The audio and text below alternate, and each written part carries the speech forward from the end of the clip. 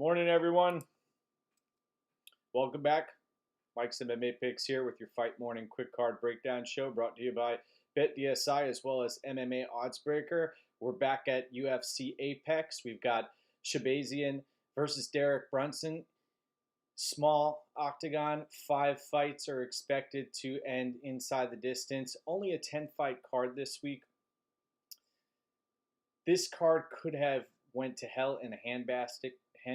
We had problems with Ray Borg on the scale, Eric Spicely, a few other issues. Jonathan Martinez coming in at 140.5 pounds. So, thank goodness we had a few short notice replacements on standby to keep this card alive. Otherwise, I wasn't sure what the hell was going to happen. But let's cut to the chase here. Let's break down these 10 fights quickly, get you on your merry way. Right now, it's currently 4:51 a.m., up and at 'em, ready to rock. First fight on the card, Chris Gutierrez taking on Cody Durden. Cody Durden, NFC veteran. You see the USA Wrestling tattoo on his back. That's a giveaway right there. $7,000 in DraftKings, plus 235 at the betting window.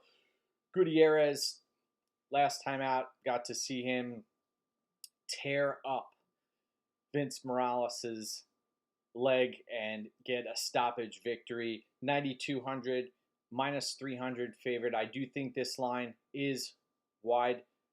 Chris Gutierrez, Factory X fighter, Jonathan Martinez's roommate. Both of those guys are going to be coming in here with heads of steam, looking to get the job done. This fight is expected to go to a decision at minus 170. In this spot, Durden has a pretty diverse game. He has some powerful stand-up, has wrestling, has cardio. In the pocket, though, I think he could potentially run into a buzzsaw with Chris Gutierrez. This fight, in my eyes, should be lined much more closely than it is, though I'll be picking Chris Gutierrez to win this fight via decision. Next up, second fight of the night, we've got Jamal Emmers taking on Vincent-Cachero. Vincent-Cachero is an LFA fighter who is going to be the smaller fighter in this spot, coming up to 145 pounds. Jamal Emmers, 17-5 record. Fights, I consider him Darrion Caldwell light. Fights a very similar style to Caldwell, granted, not the same talent level. 7,800 in DraftKings for a minus 335 favorite. You heard that correctly. Minus 335 favorite. 7,800 in DK. You want to talk about value in DraftKings, this could potentially be it. This fight isn't expected to go to a decision at minus 130. Cachero, as I mentioned, 7-2 record, 6,900 in DK, plus 275 at the betting window. I like what I see from Cachero as far as his stand-up goes. I see a lot of pull counters. He is formidable on the feet. Isn't afraid to engage in the pocket. Seen him brutally knocked out before, though sometimes that's what happens when you put yourself in the fire. In this spot, though, I see Emmers having the wrestling advantage, having the strength advantage, and also, even in the stand-up, being able to land the harder punches here. And we'll be picking Jamal Emmers to win that fight. Now, third fight of the night, we've got Nathan Maness taking on Maness-Munoz Jr. This fight is going to be a barn burner. You've got Munoz coming in at 7,200 and Maness coming in at 7,200. When was the last time you've seen this situation unfold? 11-1 record on Maness' part, fighting out of the Kentucky regional scene, coming in with big power, big reach advantage. Munoz 10-0. Also, he's got an undefeated record here, coming in with a head of steam. This fight takes place at 135 pounds. Munoz I like what I see from him on the ground, being able to lock up body triangles, landing arm bars, and having decent top control as well. This fight, I don't want folks to sleep on Johnny Munoz here. Seems like a legitimate threat. My only concern is him coming in on super short notice. If you've watched the Maness interviews out there, he contemplated retirement recently because he wasn't getting many opportunities. Also, this is a guy who's fought up at 155 pounds. He has a day job as a roofer, and that's one thing that has kept the weight down this summer. So he was able to take this fight. You don't want to hear that folks are contemplating retirement, and also that they have a full-time job to make ends meet, and they're not a full-time fighter. So, Maness minus 140 favorite. I think this fight could be a potential pick'em in this spot. I really like what I see from Munoz on tape here. Only problem is the short notice matchup, and this fight was supposed to be Ray Borg taking on Maness, and we got in on Ray Borg at minus 185. That fight got canceled. Who knows what the hell is going on with Ray Borg these days? He's, I gotta say, I wouldn't be surprised if the UFC ends up permanently forcing him into a state of retirement from the fight game, although he's only 26 years of age. It's really sad what's happened to Ray Borg, a supreme talent, and he should be competing at 125 pounds. Didn't even make it to the scale. So that ship has sailed. This fight right here, this is a toss-up. I'm going to pick Maness to win, though Munoz could potentially come in here and surprise folks and get an upset victory. I really line this fight close to a pick'em. But give me Maness to win this fight by decision. He's a very gritty fighter, and from what I've seen, the last time he really was taken down and grapevine was back in 2014 at the end of a second round. Next up, we've got Ed Herman. Wow, short fuse. Still hanging around, taking on Gerald-Meerschaert. Meerschaert coming up to light heavyweight for this bout. Meerschaert, 31-13 record, savvy veteran. And then on the other side of the fight, we've got Ed Herman, 24-14, 7,900 for Ed Herman. I suspect Ed Herman is going to be a very popular dog play. This fight, that says a lot that Ed Herman is going to be a popular dog play at 39 years of age, considering he's a very plodding fighter. And he has 14 losses on his resume. So Meerschaert coming in off of the loss to Heinisch, where he was KO'd, making the quick turnaround, 8,300 minus 160, 32 years old. You looked at the weigh-ins and you saw that Meerschaert is the smaller fighter here. What I see Meerschaert being the much quicker fighter, especially on the feet, and I suspect we're going to see him try to change levels, get this fight to the ground, and you know, you've got an Ed Herman here who is a formidable black belt on the ground, and he has the potential to cause Meerschaert problems here. I'm going to be picking Meerschaert to win this fight. I don't have a lot of confidence in Meerschaert, but I do see him being the much quicker fighter here, and I think that's going to pay dividends if he gets going in the early stages of the fight, because once Herman starts getting into his groove, then Meerschaert should run into some problems. So give me Meerschaert to win this fight. The longer the fight goes, though, it should favor Ed Herman.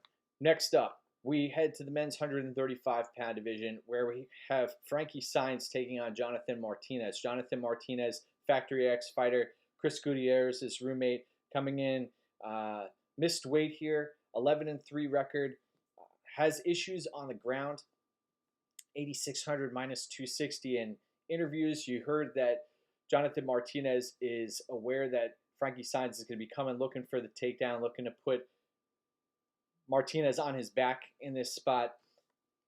Frankie Saenz 7,600 plus 210 at the betting window. I went to Arizona State University with Frankie Saenz back in 1999 through 2001. It's amazing that Saenz is still competing. He's going to be 40 years old in less than 2 weeks. And you look at his resume, he's been around the block. He is undersized for the division. And a big key here is that he, although has shown to hold his own in the stand-up, there's a huge quickness gap here. And I really like what Mark Montoya and Jonathan Martinez have going in their corner. Sometimes you really need to light a fire under a fighter's ass, and Montoya is able to do that with Martinez.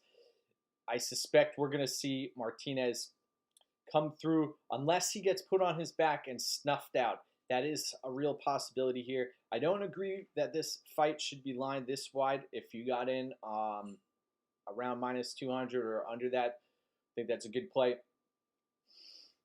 But I have to roll with Martinez here. You watch his fights. Watch out for that knee. Watch out for that knee up the middle that has caused opponents problems in the past. I'm going to be picking Jonathan Martinez to win this fight by stoppage. He comes in with a 3.5-inch reach advantage. Missed weight. Didn't take the allotted time to cut all of the weight. And that's a surefire sign that that things didn't go horrifically wrong during the weight cut. So give me Martinez to win. Next up, we head to the middleweight division where we have Trevin Giles, Houston police officer, taking on Kevin Holland. Kevin Holland, the Trailblazer, 8,900 minus 215 favorite. Giles coming in at 7,300 plus 175. You watch Trevin Giles. He has a great boxing game on the feet. Looking sharp out there. Has some movement. Both of these fighters 27 years old. A couple of things here. Big difference in ground game.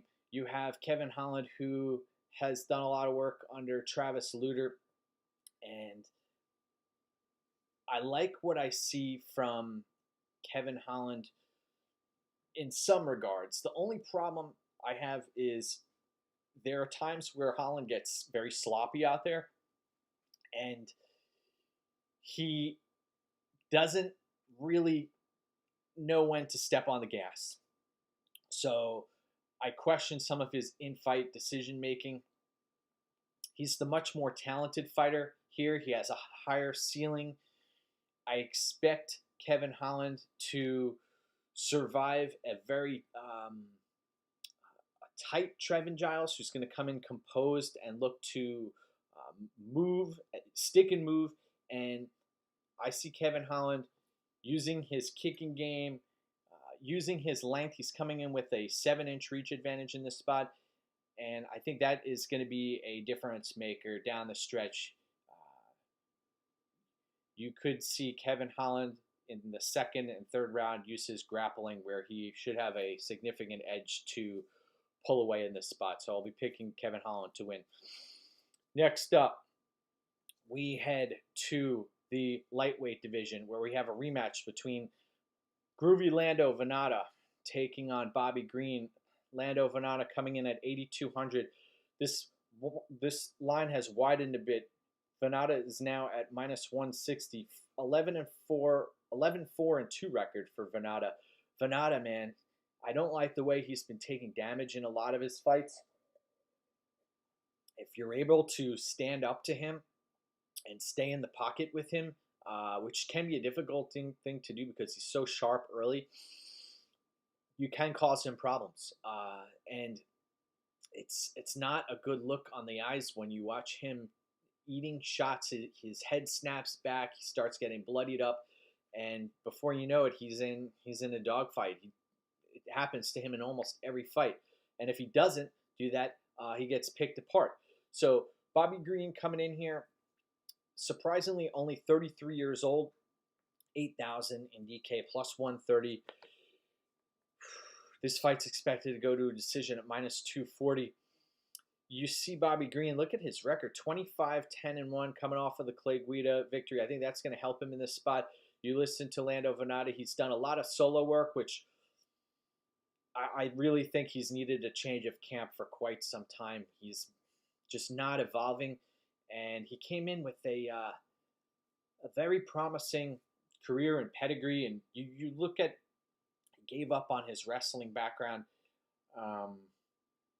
He has some semblance of a ground game, doesn't use it very often. In this spot, this is a complete toss-up fight in my eyes. I think this fight should be lined as a pick'em. I very ever so slightly, I'm going to be picking Lando Vannata and leaning his way, though I wouldn't be surprised one bit if Bobby Green is able to do some damage and win this fight on points in the second and third. I'll be picking Vannata to win by decision, but I really would like to pick Bobby Green in this spot. Give me Lando Vannata. Not much value on Vannata at this price tag, minus 160 or 8,200. Here we go. So this is the people's main event. Up next, we've got Vicente Luque taking on Randy Brown. I was lucky enough to attend one of Randy Brown's fights against Dwyer early in his career. Got to see some promise out of Randy Brown in that spot. Use his ground game. He has a sneaky ground game, and he's also very long on the ground. Everybody thinks about that ground game and eating the hammer fists by Nico Price, but there's more to it there. Randy Brown, 12-3 record, seems to be growing into his frame, added a bit of muscle recently, 7,400, which you look at how this fight possibly could unfold, and this fight could be lined a little bit more closely. Plus 160 at the betting window for Randy Brown. Vicente Luque, one of my all-time favorite fighters. You watch Mauricio Shogun Rua, and there's no, you can't miss it that Luque's modeled his game after Shogun, and he's got the same warrior spirit. He's got the Muay Thai. He's got the Jiu-Jitsu. He's got the killer instinct. I see a reincarnation of Mauricio Shogun Rua in Vicente Luque. Only 28 years old, although he's taking a boatload of damage. Randy Brown coming in with a 2-inch reach advantage here. Look out for the kicking game of Luque, especially early, looking to kick that lead leg. Gilbert Burns and Luque have a great thing going, and I have major concerns with the amount of damage that Luque has been taking. This, if you want to catch a Vicente Luque, this is the time to do it. Though I don't think it's going to happen. I think we're going to see Luque come in here and be the fighter with the killer instinct, who's just willing to dig a little bit deeper. I suspect he's going to get pushed, and he may get potentially broken in this spot. But this is a guy who's won 11 of his last 13 UFC fights. I see a lot of people who've consistently banked on Luque's chin, giving out on him, and it just hasn't happened. I don't think it's going to happen in this spot. I think we're going to see Luque to come through, though that minus 200 line is wide in my opinion. I see this as being about a 170-ish range would be more appropriate for Luque in this spot. So props to folks who were able to get in on that price. I also see this fight ending inside the distance. Odds makers suggest that is going to happen as well, considering it's lined at minus 180 to end inside the distance. Give me Luque to win this fight. Next up, we've got the co-main event of the evening, where we have Jennifer Maia, shooter box fighter, taking on Joanne Calderwood. 17-6 record for Maia, 7,500 in DK, plus 125 at the betting window. This fight takes place at 125 pounds. You've got Calderwood coming in on short notice, giving up her opportunity to fight Valentina Shevchenko. 14-4 record for Calderwood, 1.5-inch reach advantage, 8,700 in DK, -155 favorite. Calderwood starting to get up there in age, 34 years of age, is a slick, savvy veteran at this stage in her career. This fight is expected to go to a decision at -400. I see Maia as a stiff, predictable opponent who has a lot of guts, has typically had trouble on the scale, though made weight this time around. I'm going to be picking Calderwood to win here. I just think that she's a little too savvy. I think the longer this fight goes, we're going to see Calderwood pull away down the stretch. I see this fight being a stand-up affair. So give me Calderwood to win in that spot. Next up, main event of the evening. For all the marbles here, we've got Emmers-Cachero, 11-0, record 9,100, only 22 years of age, -345 favorite, taking on Derek Brunson, who, man, look at him now, 36 years old, 7,100 in DK, +265 underdog. Now, Brunson's going to be coming in with a little bit of a reach advantage, experience advantage. We're in the smaller octagon. If you look on paper, what type of fighter could potentially cause Shahbazyan big problems? It is a fighter like Derek Brunson. He's got power wrestling. He is willing to empty his tank and isn't afraid to throw bombs in there. This fight, though, the more I broke it down, the more I saw a composed Shahbazyan who is able to stay in the fire, land power shots, and he is battle tested in right off the bat in the UFC. You watch what happened in the Stewart fight. That was you talk about running on empty. That was it right there. So this spot, though, I see Shahbazyan at some point in the first couple of rounds catching Brunson, keeping things going. I was completely shocked to see last time out against Brad Tavares, you had a Shahbazyan who was sitting around -120-ish. That ship has sailed, though. This line is very wide. Originally, when this fight was booked back in, I believe, February for UFC 245, Shahbazyan could have been had for -145. Now, that is not the case. You've got a wide line here. Take a look at Shahbazyan inside the distance.